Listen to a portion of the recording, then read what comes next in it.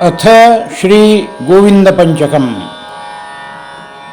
ಯಾವ ಮನುಷ್ಯನಲ್ಲಿ ಪ್ರಾಮಾಣಿಕ ಮಾನಸಿಕ ಸ್ಥಿರತೆ, ಧೈರ್ಯವರ್ಧನೆಯಾಗಲು, ಮಾಡಬಹುದಾದ ಪಾಪ ದೋಷ ದೂರವಾಗಲು, ಅಂತರ್ಬಾಹ್ಯ ಶತ್ರುಗಳ ನಾಶವಾಗಲು, ಶಾರೀರಿಕ ಮಾನಸಿಕ ಅನಾರೋಗ್ಯಗಳಿಂದಲೂ ಇಹಲೋಕ ಚಕ್ರಗಳಿಂದಲೂ ಮುಕ್ತರಾಗಲು ಈ ಕೆಳಗಿನ ಶ್ಲೋಕವನ್ನು ದಿನಾಲು ಪ್ರಾತಃ ಸಾಯಂ ಪಠನೆ ಮಾಡಿದರೆ ಸಿದ್ಧಿಯಾಗುವುದು ಮಾತ್ರ ಖಂಡಿತ ಎಂದು ಯತಿವರ್ಯರುಗಳ ಅಭಿಪ್ರಾಯವಿದೆ.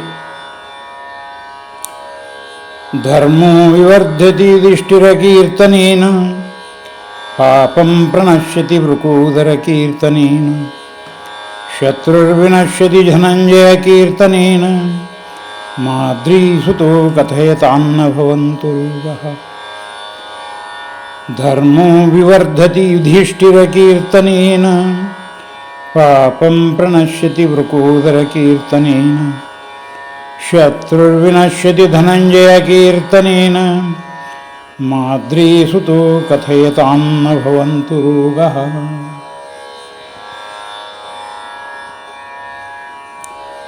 ಹರಿ ಓಂ. ಯದ್ದೋನ್ನತ ಗೋವಿಂದರಾಜನಿತರಾಂ ಕ್ಲೇಶಾನಿ ಸರ್ವಕ್ಷಯಂ ಯದ್ವೈ ಅಶ್ವತ ನಿಂಬಕಃ ತರುದ್ರುಮ ಆಪತ್ಯದಾತಾವರಾನ್ ಯದ್ದೋನ್ನತರಾಜಸೇವ್ಯ ಸಕಲ ಪ್ರಲಯಾಂತಕಾರೀಶ್ವರ ಯತ್ಸರ್ವಃ ನಿರಸನೆ ಚ ಆಪದ ಧರ್ಮೋ ವಿವರ್ಧಃ ಪರಂ. ಯದ್ದೋನ್ನತ ಗೋವಿಂದರಾಜನಿತರಾಂ ಕ್ಲೇಶಾನಿ ಸರ್ವಕ್ಷಯಂ ಯದ್ವೈ ಅಶ್ವತ ನಿಂಬಕಃ ತರುದ್ರುಮ ಆಪತ್ಯದಾತಾವರಾನ್ ಯದ್ದೋನ್ನತರಾಜಸೇವ್ಯ ಸಕಲ ಪ್ರಲಯಾಂಕರಾಧೀಶ್ವರ ಯತ್ಸರ್ವಃ ನಿರಸನೆ ಚ ಆಪದ ಧರ್ಮೋ ವಿವರ್ಧಃ ಪರಂ. ಯತ್ಸನ್ಮುಖವೀರವಂತಮರುತಃ ರೌದ್ರಃ ಗಣೇಶಃ ಉರು ಯಾವಾಮೇವ ನ ದೇವಿ ಶಾಕ್ತಸಕಲಃ ಪೀಡಾಹರಂ ತಸ್ಕರ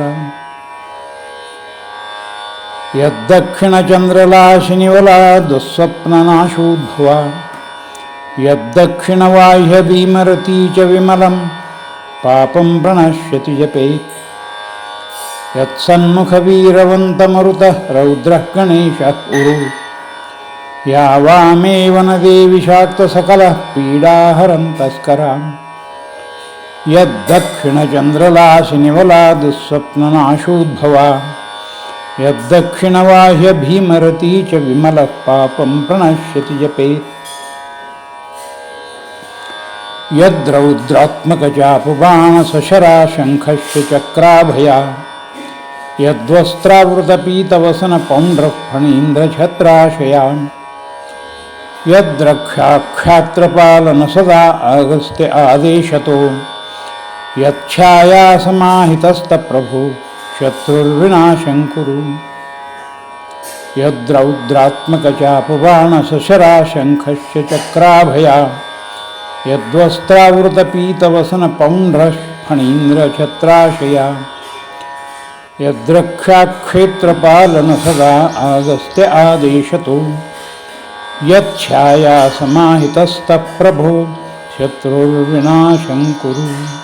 ಯದ್ಭೇಷಜಮೂಲರೂಪನಿಖಿಲಾ ಅಶ್ವತ್ಥಕಲ್ಪದ್ರುಮಾ ಯತ್ಪಲ್ಲವಕಾಷ್ಠಸೇವನಕರಾ ಪ್ರಾಪ್ತಸ್ಯ ಲೋಕೋಹಿತಾಂ ಯದ್ದಾರೋಗಪುಷ್ಟಿಸುಕರಾ ನಿಂಬಕಃ ಪತ್ರೋರಸಾಂ ಯತ್ಸರ್ವಾಪ್ರಶಮಂ ಚ ಯಾಂತಿ ವಿಭವೈ ತ್ವಸ್ಸೇವಾ ಚ ಚಂಚಲಾಂ. ಯದ್ಭೇಷಜಮೂಲರೂಪನಿಖಲಾ ಅಶ್ವತ್ಥಕಲ್ಪದ್ರುಮಾ ಯತ್ಪಲ್ಲವಕಾಷ್ಠಸೇವನಕರಾ ಪ್ರಾಪ್ತಸ್ಯ ಲೋಕೋಹಿತಾಂ ಯದ್ ಆರೋಗಪುಷ್ಟಿಸುಕರಾ ನಿಂಬಕಃ ಪತ್ರೋರಸಾಂ ಯತ್ಸರ್ವಾಪ್ರಶಮಂ ಚ ಯಾಂತಿ ವಿಭವೈ ತ್ವಸ್ಸೇವಾ ಚ ಚಂಚಲಾಂ. ಯದ್ ಅಸ್ಮಿನ್ ಕೇನ ದೇಹಾತ್ಮವಿರಹ ಸಪ್ತಶ್ಯ ಸಾಪಿಂಡಕಂ ಯದವಲಂಬನ ವಿನಾ ಜೀವನಜಿತಾ ಸಮಾನ ಉದಕೈಸ್ತಥಾ यद्देहि मे देहनिचरा आत्मा गोविदः समां यत्त्वया भक्ति अचञ्चलतु ते तद्भक्तमुक्ता भवम् यदस्मिन् केन विदेहात्मविरहः सप्तस्य सा पिण्डकम् यद्दवलम्बन विना जीवनजिता स मानवुदकैस्तथा यद्देहि मे देहनिचरा आत्मा गोविदः समां यत्त्वया भक्ति अचञ्चलश्चलतु मे तद्भक्तमुक्ता भवम् इति श्री तुलसात्मज श्रीधराचार्य विरचित श्रीमद्गोविन्दराजपञ्चकं सम्पूर्णम्। श्रीकृष्णार्पणमस्तु।